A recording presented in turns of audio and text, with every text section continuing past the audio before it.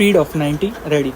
રાજ્ય સરકાર દ્વારા શરૂ કરાયેલી આ કરુણાસભર પહેલના પરિણામે અનેક અબોલ પશુ પક્ષીઓને નવજીવન મળ્યું છે.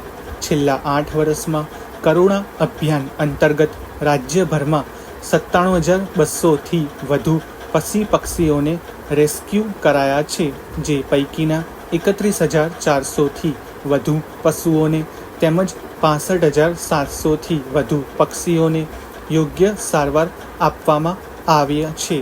સૌથી વધુ અમદાવાદ જિલ્લામાં આશરે 17,600થી વધુ પશુ પક્ષીઓને સારવાર અપાઈ છે, જેમાં 2,400 જેટલા પશુઓ અને 15,200થી વધુ પક્ષીઓનો સમાવેશ થાય છે.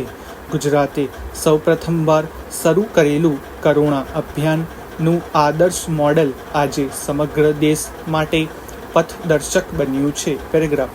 મુખ્યમંત્રી શ્રી ભૂપેન્દ્રભાઈ પટેલના સમર્થન નેતૃત્વ તેમજ પશુપાલન મંત્રી શ્રી રાઘવજીભાઈ પટેલના માર્ગદર્શન હેઠળ કરુણા અભિયાન 2025ને વધુ પરિણામલક્ષી બનાવવા માટે તમામ આગોતરી તૈયારીઓ સુનિશ્ચિત કરવામાં આવી છે. આ જીવદયાના અભિયાનને સફળ બનાવવામાં પશુપાલન, વન વિભાગ અને મહાનગરપાલિકાઓ સહિતની વિવિધ સ્વૈચ્છિક સંસ્થાઓ પોતાનો સિંહ ફાળો આપી રહી છે. પેરેગ્રાફ. રાજ્યના કોઈપણ સ્થળે ઘાયલ પક્ષીઓની ઝડપી અને યોગ્ય સારવાર આપવા માટે વન વિભાગ દ્વારા વોટ્સઅપ નંબર 83-20-002-000 અને 1926 હેલ્પલાઇન જાહેર કરાયો છે. આ નંબર પર હાઈ મેસેજ કરવાથી એક લિંક મળશે, જે ક્લિક કરવાથી જિલ્લાવાર ઉપલબ્ધ તમામ પક્ષી સારવાર કેન્દ્રોની માહિતી મળશે. આ ઉપરાંત પશુપાલન વિભાગ દ્વારા 1962 નંબર સેવારત છે. આ નંબરનો સંપર્ક કરી નાગરિકો અબોલ પશુ પક્ષીઓનો જીવ બચાવી શકે છે. પેરેગ્રાફ.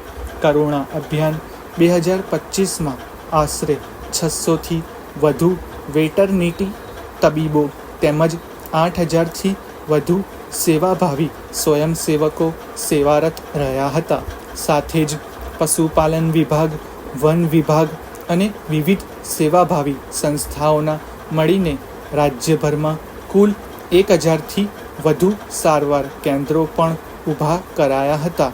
આ અભિયાન દરમિયાન રાજ્યભરના 865 પશુ દવાખાના, 34 વેટરનરી પોલીક્લિનિક, 27 શાખા પશુ દવાખાના ઉપરાંત 588 જેટલા ફરતા પશુ દવાખાના અને 37 કરુણા એનિમલ એમ્બ્યુલન્સ રજાના દિવસે પણ કાર્યરત હતા, જ્યાં ઘાયલ પશુ પક્ષીની સારવાર માટે જરૂરી તમામ સાધનો અને દવાઓનો સ્ટોક સુનિશ્ચિત કરવામાં આવ્યો હતો.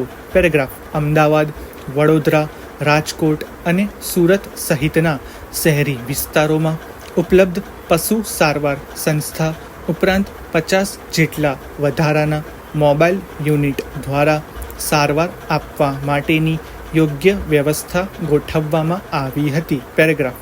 ગત વર્ષે કરુણા અભિયાન અંતર્ગત રાજ્યભરમાં 13,800થી વધુ પશુ પક્ષીઓને રેસ્ક્યુ કરાયા હતા, જેમાં 4,400થી વધુ પશુઓ અને 9,300થી વધુ પક્ષીઓનો સમાવેશ થાય છે. જ્યારે છેલ્લા 8 વર્ષમાં અમદાવાદ જિલ્લા બાદ સૌથી વધુ સુરત જિલ્લામાં 13,300થી વધુ